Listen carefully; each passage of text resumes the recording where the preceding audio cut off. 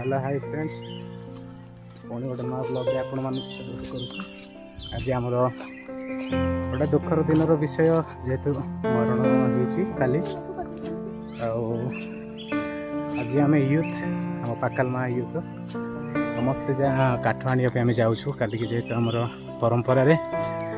मुंड धोइबार विषय अच्छी तो से बोली आम जाऊँ